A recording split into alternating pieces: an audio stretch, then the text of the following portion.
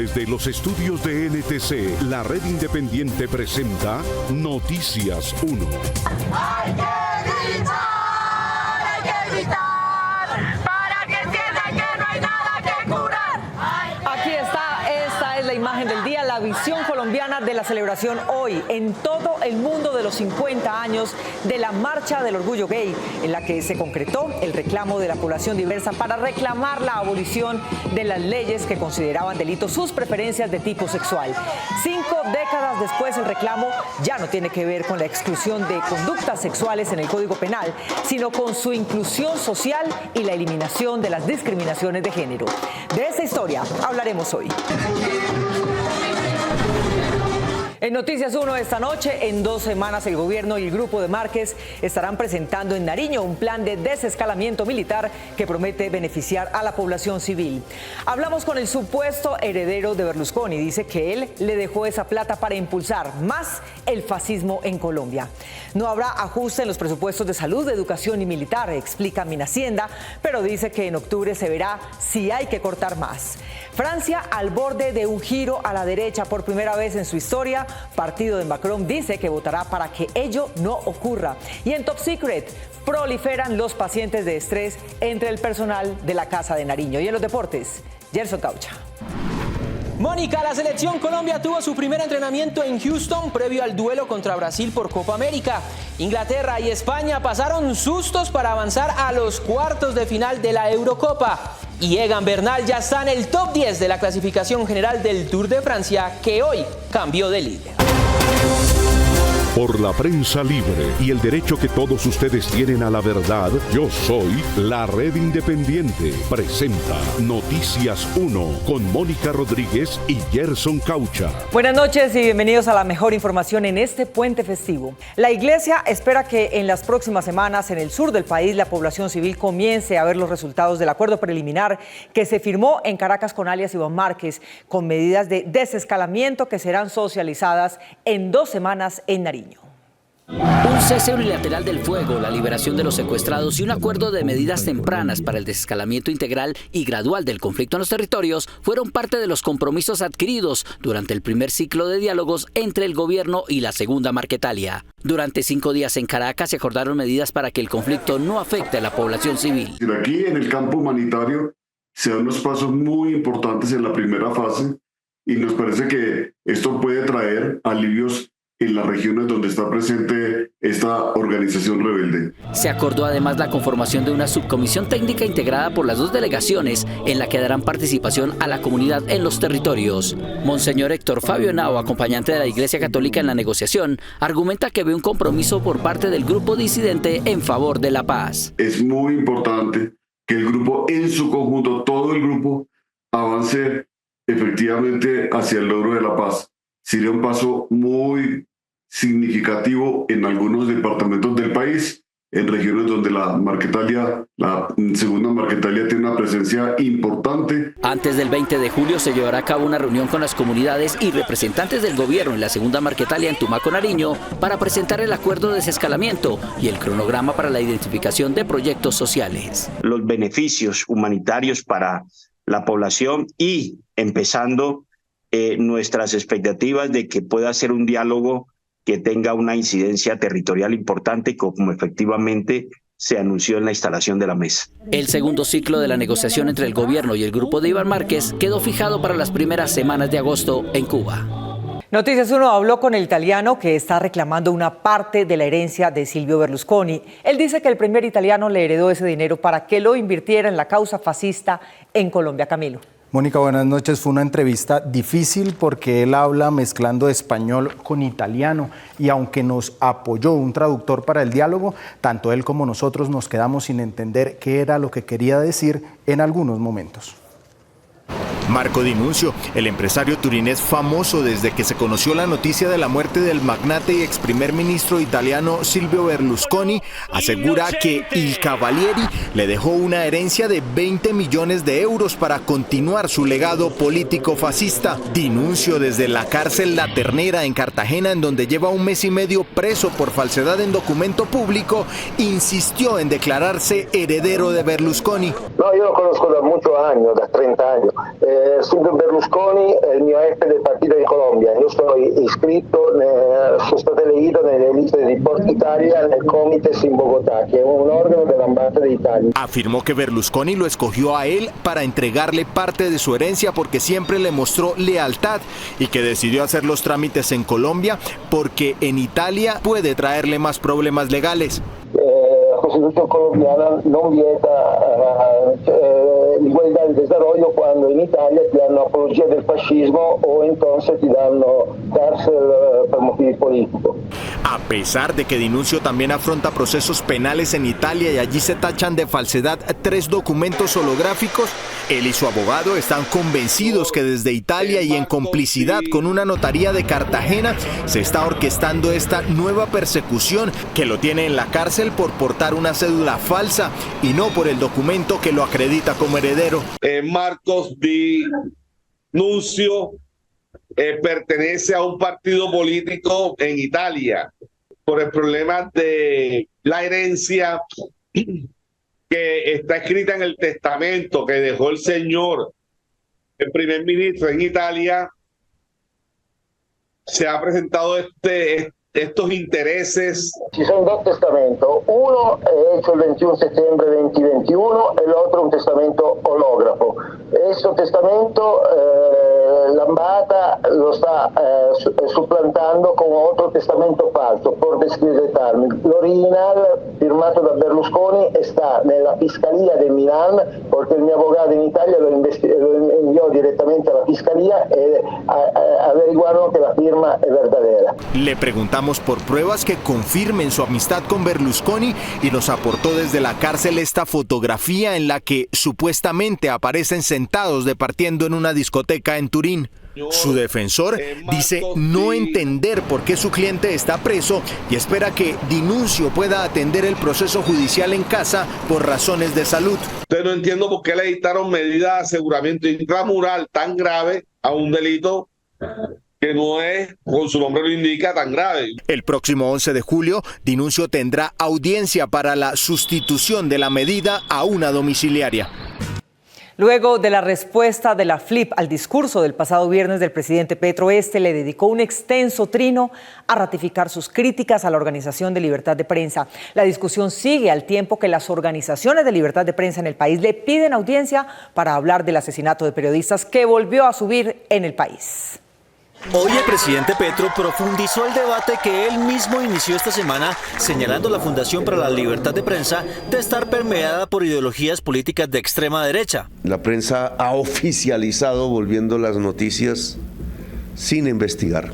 Petro, en un extenso mensaje en su cuenta de X, respondió a la columnista Ana Bejarano, que también publicó un artículo en el cual le aclaró al jefe de Estado el origen y las funciones que tiene la FLIP en Colombia. La columna se llama La FLIP es de todos. Según Petro, se ha sentido atacado por los medios de comunicación que cuestiona su gobierno y tiene el derecho a defenderse ante informaciones que para él son falsas. No tiene el presidente por qué quedarse en silencio. Petro advirtió que no puede aceptar hechos que señalan a su gobierno como las presuntas chuzadas desde Palacio, cuando en el pasado él mismo fue víctima de esas prácticas ilegales por parte del Estado. No me interesa un periodismo adocenado a mi gobierno. Cuando el periodismo descubre hechos irregulares que yo no he visto, actúo de inmediato. Los mensajes de Petro contra la libertad de prensa fueron objeto de análisis en el portal de Los Danieles, en donde Ana Bejarano y la periodista Marjimena Dosán fue mencionada por el mandatario. Cuando él dice, por ejemplo, que cada vez que en su gobierno hay un evento de corrupción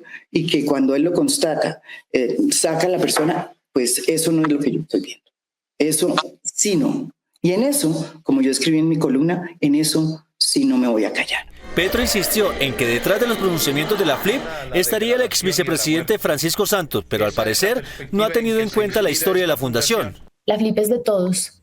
Es tuya también, presidente, y si atendiera los llamados que le haces y se sentara a escuchar y hablar sobre algunas de sus quejas legítimas contra la prensa, podría enderezar ese peligroso camino por el que quiere empujar a la discusión pública en Colombia. Bejarano y los panelistas invitaron públicamente a Petro a realizar un debate sobre la libertad de prensa y las garantías que ofrece el gobierno desde su presidencia para el periodismo en Colombia.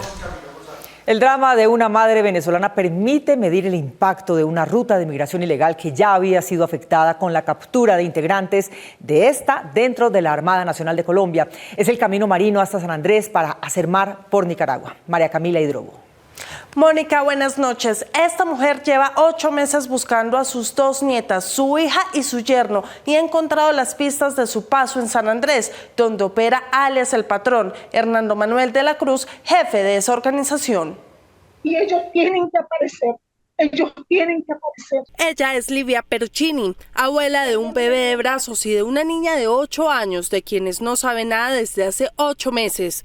Junto con su mamá, su papá y un tío, los niños salieron de Venezuela a la isla de San Andrés por la ruta en la que participaban 5 suboficiales de la Armada Nacional de Colombia, que fueron capturados el año pasado. Yo sé que mi hija la tienen en una finca o mi hija la tienen en una isla, pero mi hija la tienen viva. A ellos los tienen represivos en alguna parte, pero a ellos los tienen. Una mafia, pero a ellos los tienen. A Livia le dijeron por teléfono que su familia estaría en la isla Cornaila, en Nicaragua, en un hotel llamado Dulces Sueños, en el que se encontrarían también las mochilas de los desaparecidos. Me dijeron, venga para que los busquen en Nicaragua, porque ellos están ahí. A ellos se los vendieron los lancheros de San Andrés. Lo que pide Livia son respuestas sobre el paradero de sus familiares, quienes viajaron con esperanzas de empezar una nueva vida, en especial su nieta Nicole, quien cumplió desaparecida sus 8 años. Abuela, yo me voy a ir a Estados Unidos, yo quiero estudiar inglés, yo voy a estudiar modelaje. Yo voy a hacer algo, abuela. Para Livia, esta desaparición no se trató de un naufragio, sino de un plan estructurado que empezó cuando su yerno se contactó con Hernando Manuel de la Cruz Orjuela, alias Patrón, cabecilla de la red ilegal, y quienes los habrían despojado de sus celulares en el barrio obrero de San Andrés. El señor que está detenido en Cartagena, Hernando de la Cruz Manuel Orjuela, él le tomó foto a mi familia y se la pasan a la mafia de Nicaragua. El capitán de fragata Guillermo Lozano, comandante de la estación de guardacostas de San Andrés, reconoce que la crisis migratoria no es novedosa en la isla, donde este año 1.301 personas de diferentes nacionalidades han sido rescatadas en el mar, de las cuales 260 corresponden a menores. Hemos tenido antecedentes donde se han encontrado o han dejado abandonados estas personas dedicadas al tráfico de personas hacia Centroamérica en estas zonas aledañas a la isla de San Andrés. La familia de Livia desapareció el 21 de octubre de 2023 junto a 38 personas más en el archipiélago. Otros 59 migrantes corrieron la misma suerte en 2022. Los ajustes en el presupuesto nacional no afectarán los gastos de salud, la educación y la defensa, según explicó el ministro de Hacienda, que de paso desmintió los recortes a los gastos de combustible de la policía y el ejército. Marta. Mónica, él dice que el proyecto que se presentará en la próxima legislatura no busca aumentar el recaudo, sino la reactivación económica que en octubre, junto con el ajuste que ya está en marcha, será evaluado para saber si se necesitan más recortes. El recorte de 20 billones de pesos anunciado hace unos días por el gobierno para ajustar las finanzas públicas será suficiente por lo menos durante los próximos 4 meses, mientras el próximo 20 de julio se presenta ante el Congreso un paquete de medidas de reactivación económica que se espera mejoren el recaudo en el segundo semestre del año. Para finalizar ajustes. Sin embargo, en entrevista con Noticias 1, el ministro de Hacienda, Ricardo Bonilla, señaló que en octubre se hará un nuevo análisis para revisar si se deben hacer o no más recortes del gasto. Bueno, ya en el mes de octubre tendremos que volver a evaluar si el reporte de recaudo que tenemos permite terminar el año o habrá que hacer otro ajuste. Por ahora, el ajuste que hicimos, que es de 20 billones, es suficiente. Asimismo, señaló que para esta fecha se tendrá un nuevo reporte de la ejecución presupuestal de cada entidad del Estado para tomar decisiones. Tenemos que evaluar el estado real de la ejecución y allá los sectores comenzarán a mirar si realmente pueden o no terminar el año. El ministro de Hacienda reiteró que dentro de los recortes no se tocarán los recursos de la salud, educación ni defensa. No vamos a tocar ni la inversión en salud, ni la inversión en educación, ni los gastos en defensa. Así que es absolutamente mentiroso y tergiversador los que están diciendo por allá en los partidos de oposición que estamos recortando los gastos de la gasolina, de la policía y del ejército. Aclaró que el proyecto que se presentará ante el Congreso en la nueva legislatura no busca aumentar el recaudo tributario, sino reactivar la economía. Vamos a reactivar esa comisión de expertos con el nuevo director de la DIAN Ya hemos conversado con eso para ver cuáles son el paquete de medidas que vamos a presentar al Congreso el 20 de julio, pero que están dirigidas no a aumentar ingresos, sino a generar estímulos. Entonces, entre ellos estaba bajar la tasa nominal del impuesto de renta corporativo, de generar un estímulo para el turismo. Frente a la tributaria liderada por el exministro José Antonio Campo, que dejó un descuadre de 6 billones de pesos por la deducibilidad de regalías que tumbó la Corte, señaló que en septiembre se sabrá el impacto de esta reforma en materia de personas naturales. La presentación de declaración de renta y recaudo de personas naturales del año 23 apenas va a empezar en agosto. Cuando termine todo el proceso, al final de septiembre, es que tendremos la posibilidad de evaluar qué pasó con la reforma tributaria en materia de personas naturales. Este año, según el jefe de las finanzas públicas, la economía crecería un 1.7% y en el 2025 se superaría el 3%.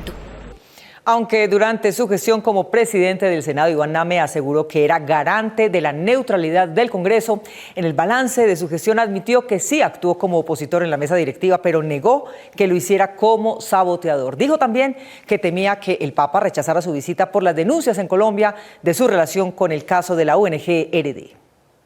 Aquí ya no falta sino echar el discurso del 20 de julio. El saliente presidente del Congreso, Iván Name, esta semana, en lo que consideró su última aparición pública, entregó un balance de su gestión durante el año que estuvo al frente del Capitolio Nacional. Este es el sostén de esta democracia. En su intervención, Name se ufanó de las veces que hizo respetar el Congreso ante los señalamientos del presidente Petro y confesó ser el opositor a las iniciativas del gobierno. Si hubo un opositor en este periodo, no un saboteador, y si hubo quien no acompañó las principales reformas, fue el presidente del Congreso. Una voz de contrapeso. Con esta declaración, Name confirmó lo que todos sabían y que el propio exministro del Interior, Luis Fernando Velasco, señaló al término de la legislatura. Iván Name evidentemente fue un hombre que actuó como opositor. Name, que es indagado preliminarmente por la Corte Suprema por presuntamente recibir maletas con 3.000 millones de pesos por parte de exfuncionarios de la ONG-RD. Yo he visto al doctor Caya y al doctor Name bastante preocupados. Afirmó que esto no afectó la imagen del Senado. Hemos bajado como 4 o 5 puntos. Yo pensé que habíamos bajado más. En medio de la tormenta, el torbellino, el huracán, la tempestad y el eclipse. Y reveló que no sabía si el Papa Francisco lo iba a rechazar por estos señalamientos. El mejor servicio de información que tiene el mundo está en el Vaticano. Y aquí el presidente del Congreso, cuestionado, envainado, señalado. Bueno, y el Papa Francisco nos recibió. Name anunció lo que hará en los próximos días para enfrentar su lío judicial. Voy a atravesar la Plaza de Bolívar, a ir a las sotanas negras de mi juez, la Corte Suprema, a dar las explicaciones que deba. Tengo tranquila mi conciencia. El próximo 20 de julio, Name dejará la presidencia del Senado y la entregará a Efraín Cepeda, de quien dijo tiene el apoyo de todas las bancadas para sucederlo. Francia tuvo hoy la primera vuelta de sus elecciones generales en las que la derecha, con Marine Le Pen, ganó la tercera parte de la asamblea. El derrotado fue el presidente Macron del Centro, partido que al final convocó para el próximo domingo a votar en una coalición amplia que evite el primer gobierno francés de ultraderecha. La agrupación nacional liderada por la ultraderechista Marine Le Pen ganó la primera vuelta de las elecciones legislativas en Francia con un 34% de los votos, dejando por fuera de la contienda a las fuerzas de centro derecha del actual presidente Emmanuel Macron, que solo alcanzaron un tercer lugar con un 21%. Para llevar a cabo las reformas que el país necesita, necesitamos una mayoría absoluta para que nuestro candidato sea nombrado primer ministro. Le Pen, no obstante, aún no logra el control del Congreso y por ello convocó una mayor participación de segunda vuelta electoral.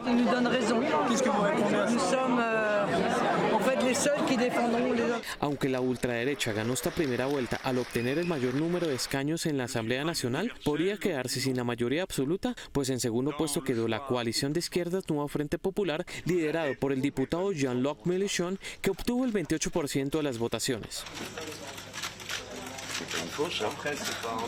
Esta votación ha infligido una dura e indiscutible derrota del presidente a sus candidatos y a la supuesta mayoría presidencial. En tercer lugar, y siendo el gran perdedor de la jornada, fue el actual presidente francés, Emmanuel Macron, que con su 21% superó las expectativas de las encuestas que le daban apenas el 18%.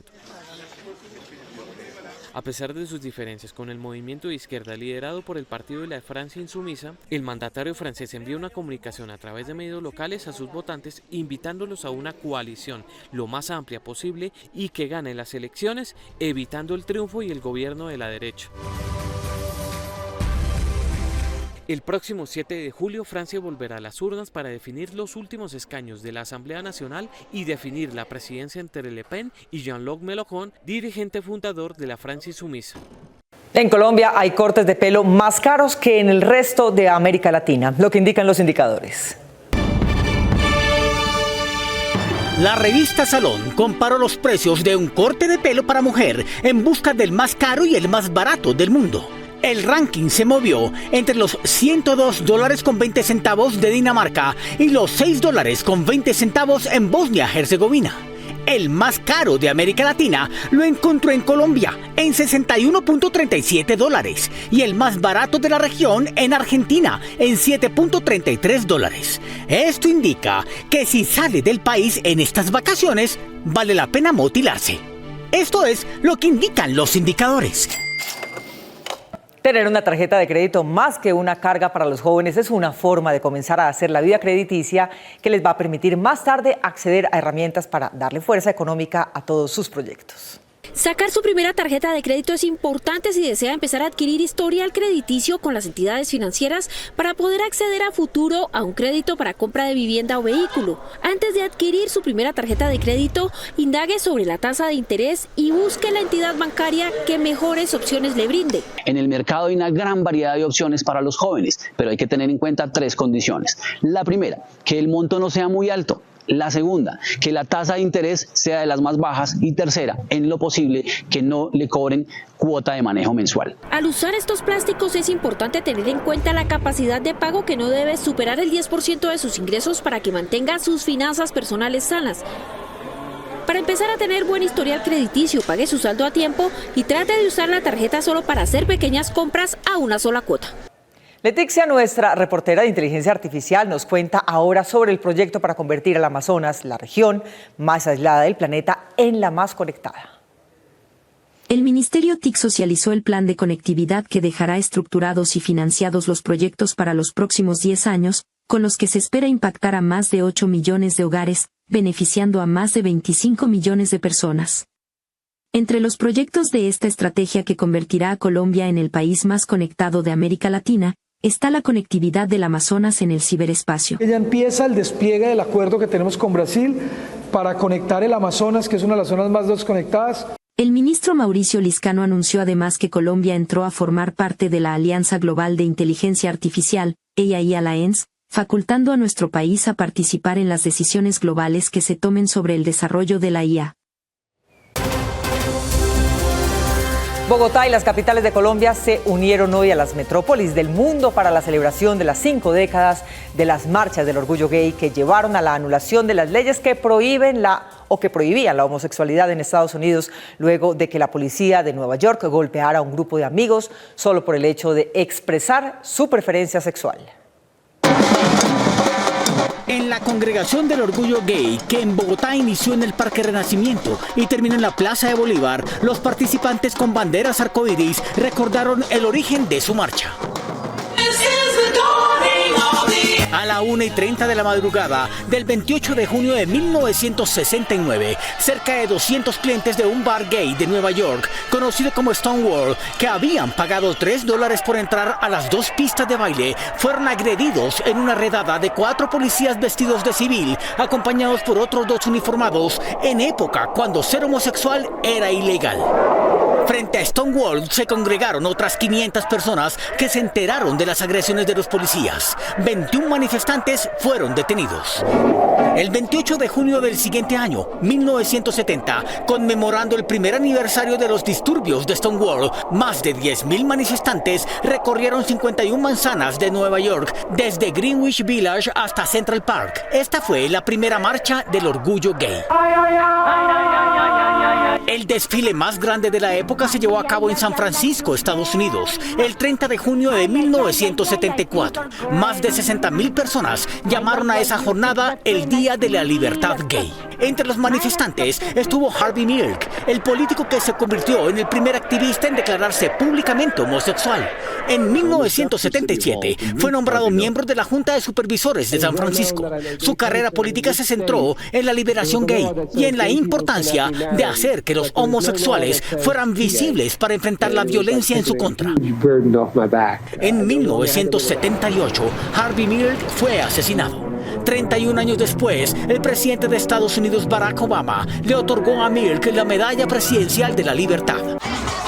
Hoy, en la movilización masiva en Bogotá, exigieron respeto y gritaron con insistencia la frase "Nada que curar, unidos en memoria". La Casa de Nariño se unió a la conmemoración del mes del orgullo gay, izando banderas e iluminando la sede presidencial con los colores de la diversidad. Los nuevos dispositivos de ultrasonido están sustituyendo a los rayos X en el diagnóstico de enfermedades vasculares que le permiten al médico y al paciente, inclusive, escuchar las venas. ¿De qué forma podemos escuchar el ritmo de nuestras venas y cómo podemos identificar una anomalía vascular? La Clínica Vascular de Bogotá es una de las primeras del país en adoptar la tecnología del ultrasonido mediante esta máquina de ecografía dúplex que permite visualizar, escuchar y diagnosticar el estado de las venas y las arterias. Podemos medir la velocidad de cómo se está moviendo la sangre y no solamente la velocidad, sino en qué dirección, si va en qué sentido, si se acerca o se aleja al corazón. Esto es muy importante para diagnosticar las enfermedades vasculares. Este tipo de exámenes permitirá que médicos puedan visualizar al instante y reconocer venas varices y hasta patologías como posibles malformaciones vasculares, arterias obstruidas o trombos. Vemos un paciente y de una vez lo examinamos con ultrasonido, no lo mandamos a que le hagan otro examen, sino lo vemos en la consulta y de una vez lo diagnosticamos, le miramos todo el cuerpo con ultrasonido y clínicamente. Esta ecografía dúplex es aplicable a cualquier paciente sin importar las condiciones médicas que presente. Por fuera de las estadísticas de salud está el hecho de que la principal causa de muerte en los mayores es la soledad. Las actividades con personas de su edad y la compañía de niños no solamente los ayuda a ellos, sino también a los menores. 1 de cada 4 personas mayores de 50 años sufre aislamiento social, según cifras brindadas por la Organización Mundial de la Salud. El aislamiento puede generar enfermedades como depresión, ansiedad, dolencias físicas y en algunos casos hasta la muerte. Para facilitar el proceso de socialización en adultos mayores, es importante tener presente que se les debe tratar con respeto y sin prejuicios. Uno de esos imaginarios es que las personas mayores son solitarias o son aisladas o son malhumoradas y muchas personas como que las apartan también. La socialización, sin importar la edad, permite mantener el cerebro activo en periodos prolongados, favoreciendo la autoestima y la autonomía de las personas. Bueno, cuando una persona mayor participa en actividades sociales, es, digamos, una persona muy activa. Su proceso de envejecimiento va a ser mucho mejor, o sea, va a tener un proceso de envejecimiento mucho más óptimo. Mantener comportamientos sociales activos durante la tercera edad es fundamental para disminuir el sentimiento de soledad. Además, el relacionamiento de adultos mayores se fortalece cuando hay conexiones con niños y estos a la vez mejoran su capacidad de aprendizaje viviendo experiencias con adultos. Sin novedades médicas y con el objetivo de finalizar primera de su grupo, hoy la Selección Colombia tuvo su primer entrenamiento en Houston pensando en el duelo del martes contra Brasil. Primer día de entrenamiento en Houston para la Selección Colombia. Los dirigidos por Néstor Lorenzo van por el primer lugar del grupo. Tienen la mira puesta sobre la pentacampeona mundial Brasil. El objetivo va a ser el mismo, intentar cerrar una fase de grupo con puntaje perfecto. Después el partido traerá variantes. El historial no es favorable ante la canariña, pero el más reciente duelo está a favor de la tricolor luego del 2-1 en Barranquilla por eliminatoria. Bueno, sabemos que no va a ser un partido fácil, pero no imposible. Por ahí vamos partido a partido y y creo que, como te lo dije, lo más importante es mantener la humildad. El favoritismo de Colombia sigue resonando, pero no preocupa a este equipo. Ir paso a paso, estar tranquilos, con mente, digamos que fría, porque sabemos que no hemos ganado nada, tenemos que seguir con los pies sobre la tierra. Brasil respeta a la Colombia de Néstor Lorenzo. Tenemos un partido muy importante contra Colombia. Es un equipo físico, con grandes individualidades. El martes será el mano a mano entre la tricolor y la verde amarela para definir al líder del Grupo A. La tensión en la casa de Nariño ha enfermado a más de uno en el entorno del presidente Petro. Llegó el momento de Top Secret, la vida secreta de los famosos.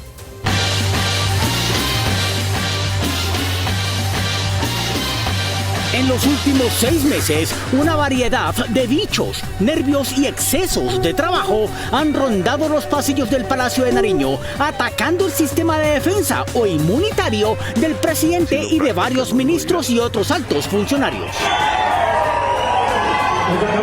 En diciembre, el presidente Petro no llegó a la Escuela Militar de Cadetes en Bogotá al ascenso de 261 alféreces, porque según él, la gripa no lo dejó. Días después, el ministro de Defensa, Iván Velázquez, informó que no podía asistir a la rendición de cuentas de su cartera por una fuerte virosis. Propagación del virus. Eso se puede condensar. El pasado 14 de marzo, en el evento de posesión de Mari Raquel Rodelo como magistrada de la Corte Suprema, el presidente se maluqueó por la tos. Tengo una alergia aquí, entonces. El enemigo invisible y silencioso del presidente reapareció el mes pasado. Un agente patógeno que invadió el palacio lo intoxicó. Este clima tan agradable que nos acompaña en el día de hoy. Este fin de semana, en Soacha, Cundinamarca, el presidente informó que una de sus funcionarias más cercanas, Laura Sarabia, directora del DAPRE, también había sido alcanzada por el mal, luego de que su hermano Andrés fuera relacionado por medios de comunicación de actos clientelistas. Llegó incluso a cuidados intensivos. Ha sufrido una violenta arremetida vía cadenas de redes que la prensa ha oficializado, volviendo las noticias sin investigar. Una fuente del gobierno le contó a Top Secret que al jefe de la Dirección Nacional de Inteligencia un bicho lo interceptó. Hay chuzadas, no hay chuzadas, sí hay chuzadas, hay operaciones. Se conoció que Carlos Ramón González también ha estado hospitalizado y no es claro si por estrés o por alguna otra condición. En el evento de Soacha, el otro Gustavo de la Casa de Nariño, aquí tocayo hay que ver, fue quien enfrentó a la prensa para hablar de la salud de los residentes permanentes en la sede del gobierno y de los males del colectivo. Cada persona vive su drama de acuerdo a cómo es tratado o por la prensa o por la gente o por las redes sociales. Hay algunos que ya tenemos un cuero grueso. Pero antes, frente a la tribuna, había sido el encargado de dirigirse a los soachunos que estaban emocionados de recibir su nueva plaza de mercado. Bolívar se emocionó frente a los seguidores del gobierno y no tuvo problema en iniciar allí mismo la próxima campaña presidencial. Ya está en sus manos elegir un gobierno del Pacto Histórico en 2026 para que completemos los 1000.